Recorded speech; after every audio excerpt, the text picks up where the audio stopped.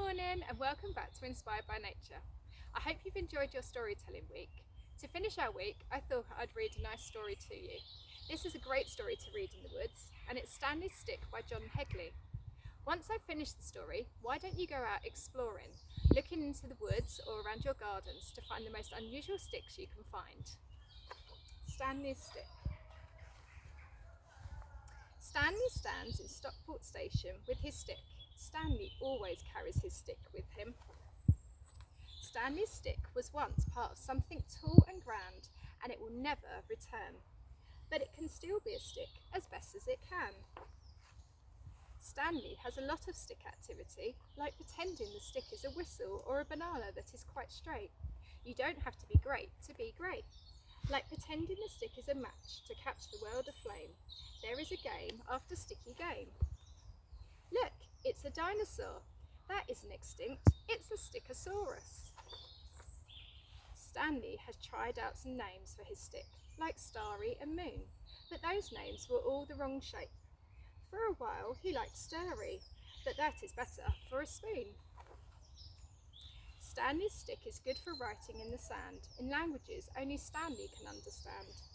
And 4 times now he has used his stick to pick up slugs from pathway, platform and pavement, thus saving them from a fate worse than feet.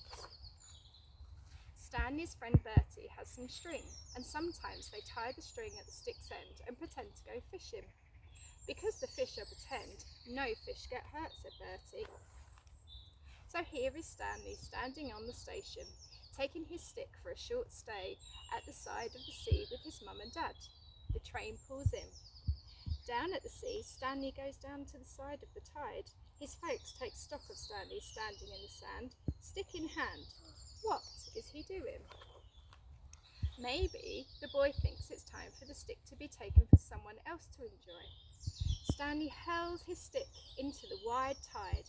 Gosh, what a tiny splosh for something that has been so big in Stanley's days. The sea picks up the stick and tucks it into itself.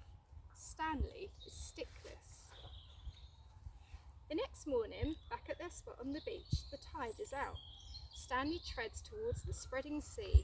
Boats ride seaback out in the distance. Stanley decides to look for interesting sticks, for other sticks that have been carried twiggy back upon the turning tides.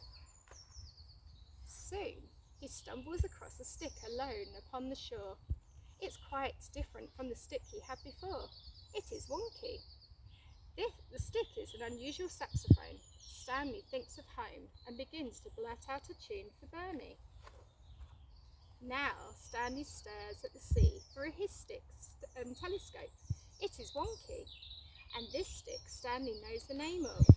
It is called Fantastic.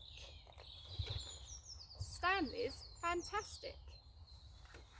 And I found a stick today that I thought was unusual in the woodlands.